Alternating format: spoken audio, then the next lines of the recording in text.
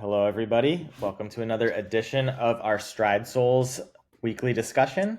How about we all introduce ourselves? I'm Greg Gerla, co-founder and CEO of Stride Souls. I'm Zach Carton, physician and chief medical officer of Stride Souls. And I'm Dominik. I'm the head of design at Stritzels. Awesome. So today we're gonna do a deep dive into plantar fasciitis. That is our actually most common use case for people purchasing orthotics. So I'd like to start off by just asking one of you guys to explain what the plantar fascia is and what plantar fasciitis is. And you guys both have some cadavers, so I'll let either one of you guys jump in. I'm happy to do this one, Dominic, if you're okay with it. Sure, you're the doctor. All right. So the plantar fascia is a band of tissue that goes from the heel bone or the calcaneus all the way through the arch into the toes, and it supports the muscles and ligaments of the feet. Plantar fasciitis is when the insertion of this structure into the heel starts to get damaged and inflamed, and it can extend to tears all the way throughout.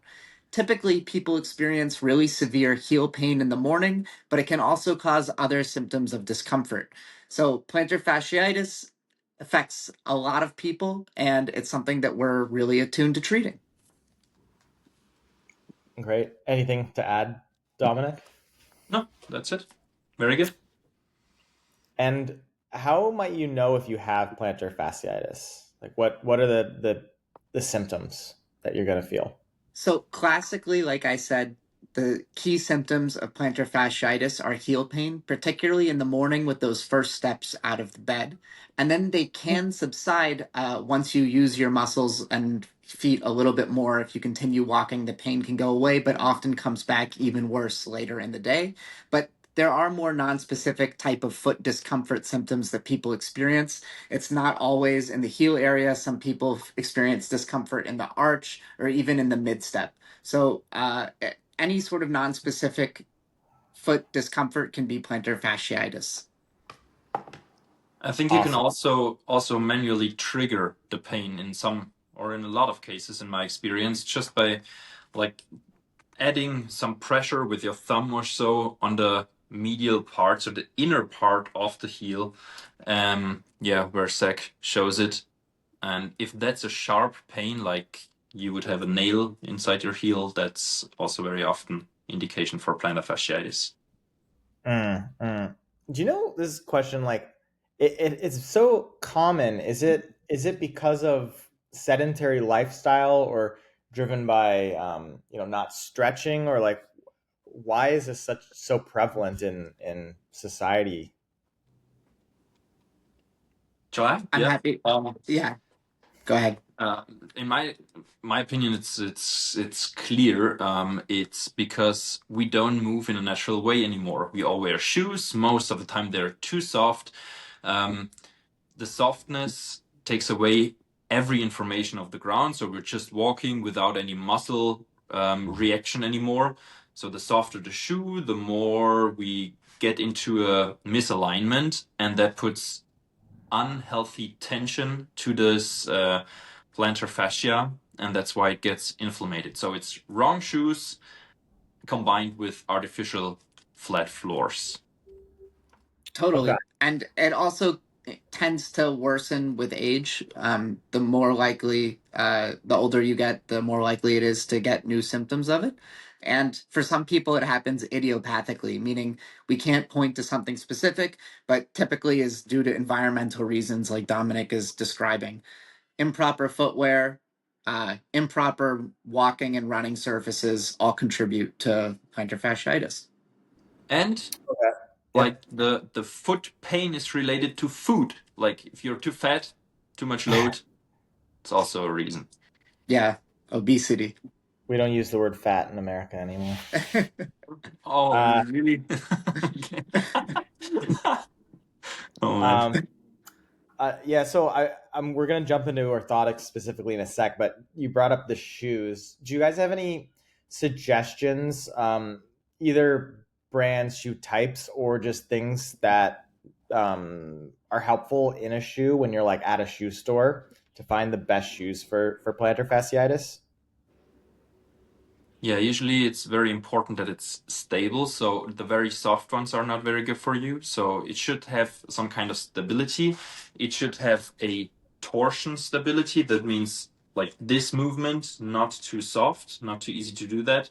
And that's Mm, usually achieved by a wide sole in this area, mm, as well as ideally a wide toe box. So your big toe can spread to the inside, to the medial part, and support your foot. okay. What shoe type is that? I'm curious. Well, that's a running shoe brand. It's an American one, Ultra. Like we Ultra. Okay, use so you recommend Ultra as a good as a orthotic, brand, yeah, always a good shoe for really good. plantar. Interesting. We should make a video just on that. Um, so let's also talk orthotics. So why are orthotics generally good for helping with plantar fasciitis? Well, the main reason, as we said, is weak foot muscle, like degenerating foot muscle, and therefore lack of support, like natural support for your foot. And orthotics help to build foot muscle by innervating them. Hmm. So you have an active treatment for plantar fasciitis with insoles. It supports your foot in a way that the unhealthy movement is not possible anymore. I would only add that while I agree with Dominik, not all insoles are created equally, and there's a lot of design and choice of the shape of the orthotic, how it fits within a person's individual foot, how rigid it is, how soft it is, where the arch support is, that all play a role into how effective the orthotic is for treating plantar fasciitis.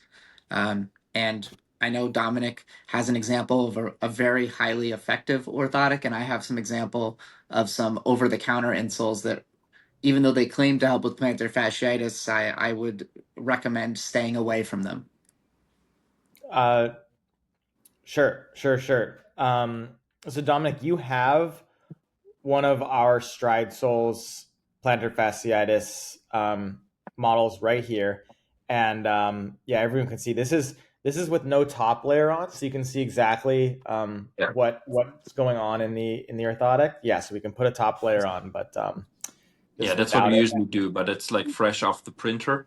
Um, and this orthotic has some elements that are very good for plantar fasciitis. Um, so first, let's start. Again, let's remind this is a plantar fascia.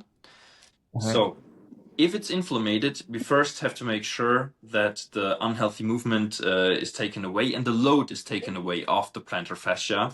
And you all can imagine walking stretches the foot and then stretches the plantar fascia as well, as you can see here, because the medial arch sets, right? So what we have here is a custom built arch support that's a little higher than with other insoles. It's a little higher, but at the same time, it's a bit thinner as well. So by this, we stabilize the medial arch by leaving enough space for the plantar fascia to not be triggered. So no pressures added to the plantar fascia. We support the foot in a way, or trigger it or stimulate it in a way that's only a gentle adjustment from the side without adding pressure to the plantar fascia. So that's the first element, is the thin but very high arch support and a a lot of space for the plantar fascia here to go around. And the other one is a little increased heel. So we have a little heel wedge. You can't see it here, unfortunately, but it's built inside that insole. By increasing the heel, we also take off tension of the plantar fascia. So these are two of many different elements, especially for plantar fasciitis. Okay, okay. So I've got the list here of things, and I'd like to go through them specifically, and you can kind of explain if between us, like if there's not an item that you think is like actually there, we'll remove it from the video. But I have the groove shaped recess over the plantar fascia. Can you Yeah. talk about that? Like explain what it is, why we have it, and that. I'm not like Zach. Do you have a an insole with the arch support by at hand that you can show so we can compare? No, not ours. Another Oh, one, like from yeah, a. hold on. One sec. Can't get rid of my video here, so I can't see you, unfortunately. Here's So upstep. for the comparison, and now turn it in the way that I have it, and you see the upstep arch support is more convex, so like this shape. We have a shape like a ramp, like a skateboard ramp, right? Mm. You see the curvature of the upstep is more like this, ours is more like this. That's the groove shape. Because what the upstep in this case does, it actually adds more pressure on the plantar fascia, increasing the tension. Is that can you see Interesting. that, Greg? Yeah, The yeah, yeah. difference? It's more like yeah. So this is the groove shape that we meant. And if we make this groove, we need to make sure not to lose the support. That's why we go higher in the medial arch. And that is like so it's not a recess over the fascia, or is it? What does recess mean? It's not recessed, like it's not a hole to not have It is a material. groove. It is a groove, but in an anatomical way. So yeah, if you would see the insole as it usually is, it's not that steep. It's a bit flatter here. So the groove is exactly here in this area. That's the groove. But like we don't want harsh edges on insoles, so we do not want it to have um, like a real groove that you can because if then it's slightly misaligned, and that might happen during walking, then it's painful again. So we need to have it in a smooth way. In orthopedics, we don't have edges, is what we always say. So we want to have it in a smooth way, but the groove is there. It's maybe hard to see, Right. but it is there, Okay. right? Yes. Yeah. Yeah. And So then yeah, that's the groove. there's the extended heel tail, which Yeah, activates and strengthens the ankle stabilizing muscle. Can you exactly. talk a little bit more about the heel tail? Well, heel tail is it's from German translated, so I don't know if that's even a word in English, but it's on the outside of your heel in this area, Mm. this position. And that's what we see on the orthotics here. There's a little bump, just a little bit, and this actually innervates the peroneus muscles. There are studies that show a increased functionality of the peroneus, and the peroneus is crucial for stabilizing the ankle, right? So that's on the outside of the heel. Interesting. Okay. And that's unique to just our plantar fasciitis orthotics, or they're in all of them? Or yeah. They're in all of them a bit, but in the plantar fascia model, it's an increased one. So you will feel it more. It's not uncomfortable. It's just a higher impulse to innervate this muscle. Yeah, and it's more activating than on regular insoles. We have it always a little bit, but for instance, for running insoles, where you also want your ankles to be stable, if that's too high, it's a torture element, right? After a while, you can't walk on this anymore. So that needs to be positioned very carefully and yeah, precise. Okay. Um, yeah, then moving on to a unique piece again is the toe bench. I understand that it elevates the toes to stretch the fascia um, to gently reduce the overall tension. Can you point to that on the orthotic and talk Yeah. a little bit more about it? So that might sound a little counterintuitive now because we said we want to not stretch the plantar fascia, right? But that's during the initial contact. That's why in the rear part we have all the support. In the forefoot part, we have this element for the toes, so a slight elevation of the toes 2 to 5. And during the push off, it slightly puts a little stretch on the plantar fascia and simulates what you would do as a treatment at home when you put your feet, like the tips of your feet, on a step and lower the heel, right? Zach, And maybe you can elaborate on that a little more, well, treatment wise. yeah, yeah. Treatment wise, I think you explained it perfectly. I actually thought more interesting is to compare to Upstep's plantar fasciitis orthotic, and they don't have any toe modifications whatsoever. It's just a piece of foam, and it's missing, I guess, the corrective benefit that happens during the toe push off of the gait that our orthotics are able to engage. The upstep one is just a really flimsy piece of foam that unfortunately does not interact at all with that part of the gait or the forefoot. Man, that's terrible. Um, okay, okay. I'll move on if you guys don't have anything else to say about the toe bench. Well, I guess the only other thing I have to say is like if you look at something over the counter like Dr. Scholl's, um, they also have no toe bench whatsoever. It's just a piece of even worse foam than the upstep, very flimsy. Um, and yeah, I can go into why this is not the right orthotic for plantar fasciitis in other ways as well, but we'll keep it moving for now. Okay, and then we've got the semi-rigid arch support for controlling pronation and torsion and stabilizing the foot.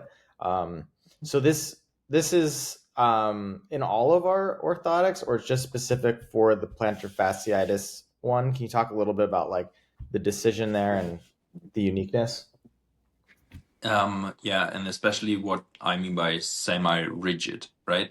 Rigid is not good. That's what we said already, because foot is flexible. Um, During load, it stretches, the muscles swell, so it needs more space. And if you have a rigid one, it doesn't offer more space during load. But what we don't want to have is just a flimsy one like I don't know if the Dr. Scholl's is very flimsy, right? It needs to be something in between. And we solved it by having a closed outline. That means like we have a support here, but on the inside, it is actually pretty flexible. So once the foot muscles swell, it can get a little bit more of space here without losing shape completely. That's what I mean by semi-rigid. So remember before we said the plantar fascia needs space, but we need to increase the medial arch so it doesn't collapse more. So it's a gentle support from the side and not from the bottom. Like Right. most things, it's a Goldilocks zone. Too rigid, your foot doesn't have enough space to expand as it's compressed. Too soft, and the orthotic really isn't doing anything. And it's very difficult to get that right density for the semi-rigid material. But our 3D printing strategy uniquely allows for it, which is one of the things that sets our orthotics apart from even other custom insoles that are just made from a really strong plastic material covered by a piece of foam. Right, right. Okay. And lastly, I don't know if we've explicitly discussed this, is the heel height, the increased heel height. So by elevating the heel, it pulls on the tendon to reduce. The pull on the tendon is reduced during stance. Do you mind just explaining why Yeah, we have that and unfortunately, what that yeah, is? unfortunately you can't see it on this orthotic, but as I said, during mid stance, we want to get rid or lower the tension on the plantar fascia, other than the toe off. It's a different topic. But if we elevate the heel a little bit, we will shorten, or we will take off tension of the plantar fascia. You can see that when people are wearing high heels a lot, their heel wouldn't set anymore because all the muscles, they just get used to this reduced stretch, right? And for treating plantar fasciitis, we want to trigger this only a little bit because all the back muscles, like the calf, is it the calf? Yep. Right?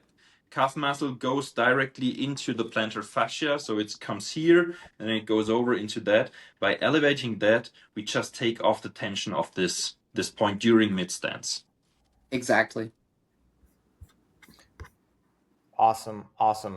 Yeah, so it seems like we've got a number of items, 5 items here: the groove-shaped recess over the plantar fascia, extended heel tail, toe bench, having it be semi-rigid support, and then the increased heel height. Those 5 things are what make stride soles unique versus our other orthotics, and definitely unique over other competitors. So this has been proven over thousands and thousands of pairs to improve the condition for our patients. Dominic, do you want to just talk about like how you guys came or how we came to this conclusion that these are the best elements to put in the insoles?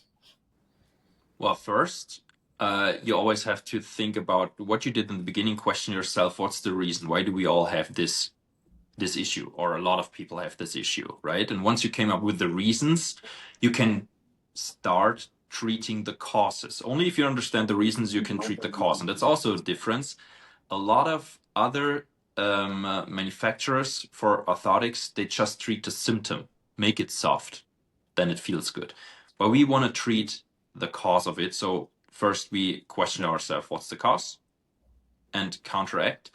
And then, of course, it's thousands and thousands of insoles that we made follow-up appointments in our local stores, clinics, get them back after 10 weeks, take another measurement, ask them for their feedback, and learn by trial and error as well. Because human, and that was hard for me to accept as an engineer.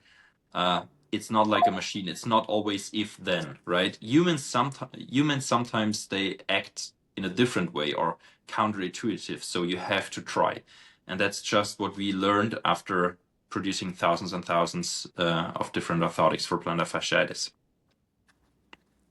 Right, right. Yes, those are my topics. Zach, do you have anything else you want to share? The only thing I want to share that's just kind of, I don't know, was a kind of amusing to me. So again, I tried out the Dr. Scholl's plantar fasciitis orthotics, and I was like quite disappointed. You need some arch support to support the plantar fascia, and this basically has nothing, and you're able to flatten it out with just a little bit of force using your fingers. So you can imagine if your body weight is on this, it just goes completely flat. Um, I shouldn't do this, but I'm going to rip off the plastic support, at least a piece of it, so you can kind of see it's just this super thin piece of plastic. It's not really able to do any real arch support. And I was, in comparison, more pleasantly surprised by the CVS brand. Dominik, CVS is kind of uh, a pharmacy that's everywhere throughout the United States. And the store brand had a little bit better arch support, as you can see. And this piece of plastic was a little bit more rigid than something that the Dr. Scholl's, the fancy brand, which I found a little bit surprising and disappointing. Um, people ask us all the time, should I try something over the counter before trying something custom? We are super open to that.